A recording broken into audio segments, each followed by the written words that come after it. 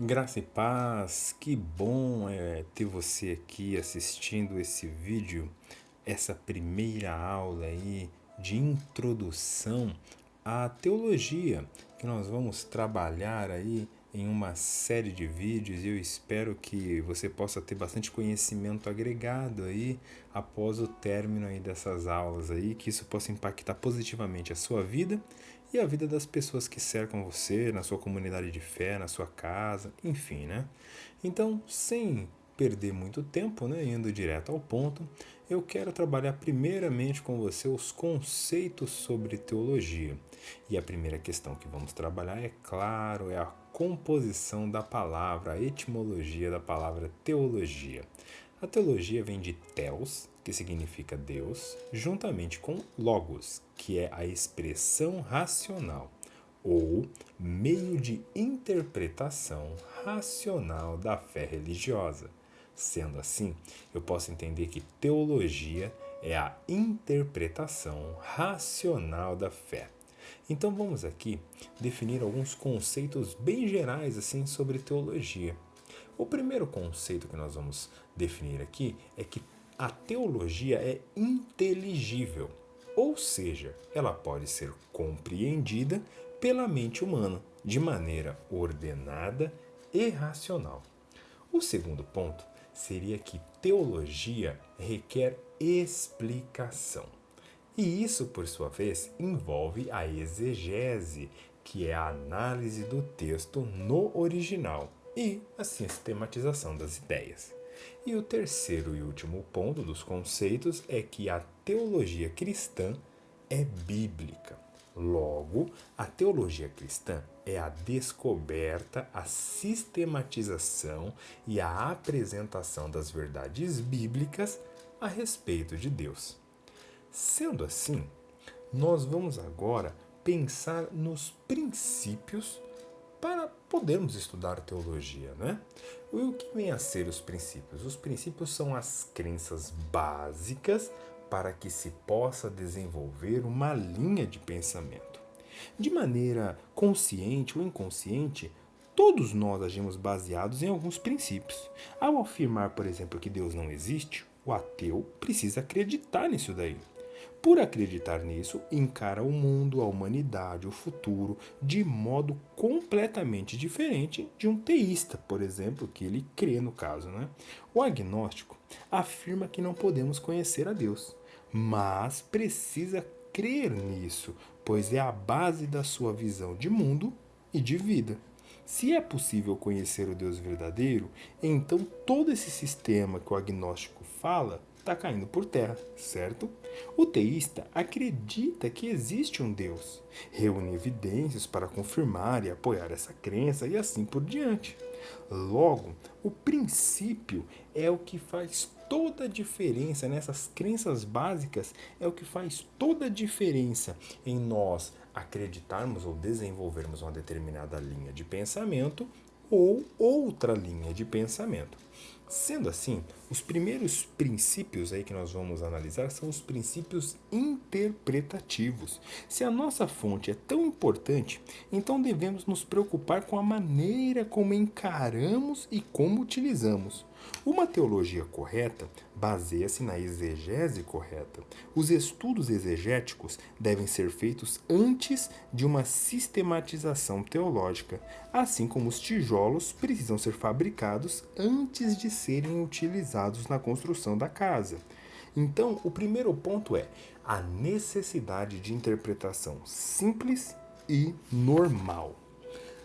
Precisamos ter a mente bem clara no sentido assim, a explicação do princípio bíblico, a interpretação do princípio, ela deve ser objetiva, clara, sem rodeios, que possa ser demonstrada com clareza. Não existe obscuridade vamos dizer assim, na interpretação bíblica. Ela tem que ser clara, direta, concisa, né? Simples, normal, com palavras bastante claras, objetivas e inteligíveis, para que ela possa funcionar bem, certo?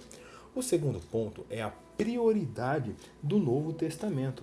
Obviamente, toda a escritura é inspirada por Deus e útil, Porém, como fonte de doutrina, o Novo Testamento recebe prioridade. A revelação do Antigo Testamento foi parcial e serviu de preparação à do Novo Testamento, sendo que essa do Novo Testamento ela é completa, podendo ser considerado o ápice da revelação.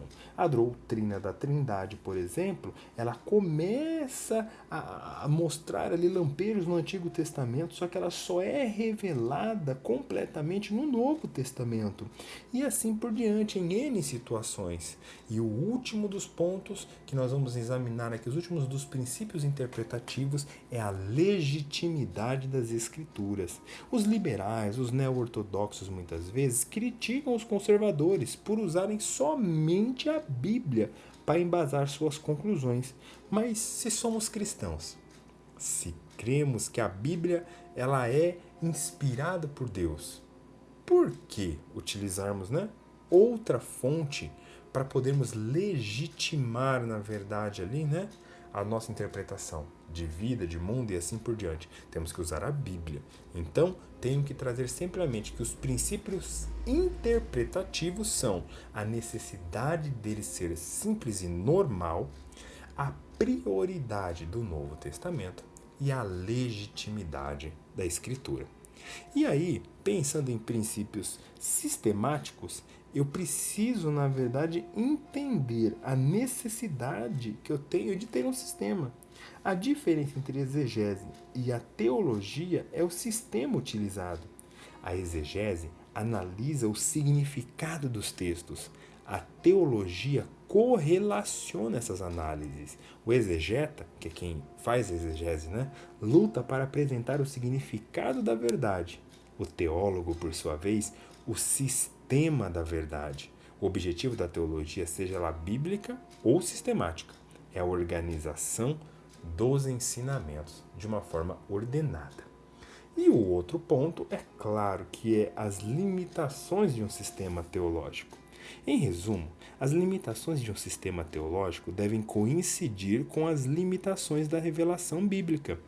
No esforço de apresentar um completo sistema, vamos dizer assim, ou um complexo sistema, os teólogos muitas vezes são tentados a preencher as lacunas existentes nas evidências bíblicas, com lógica, com deduções, que estas não podem ser comprovadas. Só que eu preciso entender que se a Bíblia não avança ou não é clara sobre um determinado tema, chegou ali o limite. Eu não posso passar disso, eu não posso inserir uma informação que não existe ali, certo? Então eu preciso estar atento a isso. E aí agora, para a gente arrematar aí tudo com chave de ouro, eu quero pensar com você sobre a postura do estudante de teologia. Para que o estudo teológico ele venha a ter um bom proveito, é necessário a seguinte postura do estudante, A primeira é que ele deve crer. O ímpio certamente pode escrever, estudar teologia, mas um cristão tem um entendimento, uma perspectiva sobre a verdade de Deus que o incrédulo não vai conseguir ter. As questões mais profundas em relação a Deus são ensinadas pelo Espírito, algo que aquele que não crê em Deus não possui, conforme 1 Coríntios 2, do 10 ao 16. Os cristãos também precisam ter fé, pois algumas áreas da revelação de Deus não podem ser totalmente compreendidas se nós não tivermos fé. O segundo ponto é que ele deve pensar. O estudante de teologia ele deve pensar. O cristão sempre deverá tentar pensar teologicamente. Isso envolve raciocinar de maneira exegética para entender o seu significado preciso. Então, eu preciso sempre manter a ideia de que eu preciso pensar se aquilo faz um sentido, se aquilo está num contexto correto, se aquilo está dentro de uma análise sistemática adequada, certo? Isso vem com o tempo, mas eu preciso sempre frisar que o estudante ele precisa pensar. O terceiro ponto é que ele deve depender. Somente o intelecto não forma um teólogo.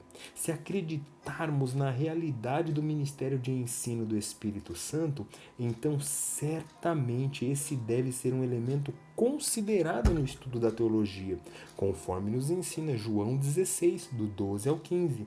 O conteúdo de tudo, o Espírito, na verdade, é quem vai nos fazer entender, nos vai fazer mergulhar com maior profundidade naquilo que estamos estudando. E como um último ponto, o estudante ele deve adorar. Estudar teologia não é um exercício acadêmico apenas, embora muitas pessoas pensem assim. Mas estudar teologia é uma experiência que muda, que convence, que expande, que desafia e que leva a uma grande reverência a Deus. Então, quando você estuda, você não deve se colocar além de Deus. Você deve se colocar numa posição onde você reconhece a infinidade, a grandeza do nosso Deus, a sua infinitude. E sendo assim, tudo vai ser diferente, porque você vai ter uma mente disposta a adorar a Deus, através, claro, do estudo, da consciência, através de prestar a Ele um culto racional, com sabedoria e com entendimento. Sem essa postura, o estudo teológico torna-se sem valor no seu real propósito, que é preparar homens para anunciar de forma clara e fácil o acesso, aos demais a palavra de Deus. E por fim aí, o que eu posso dizer para você que agora é hora de rever tudo que falamos. Pense no que você pode melhorar, no que você pode acrescentar em você, porque no próximo vídeo, na próxima aula, já voltaremos aí com a introduçãozinha aí de verdade mesmo, as matérias mais de cunho teológico para nos aprofundarmos. Um forte abraço, conto com seu like, se inscreve aí no canal e que Deus te abençoe gloriosamente.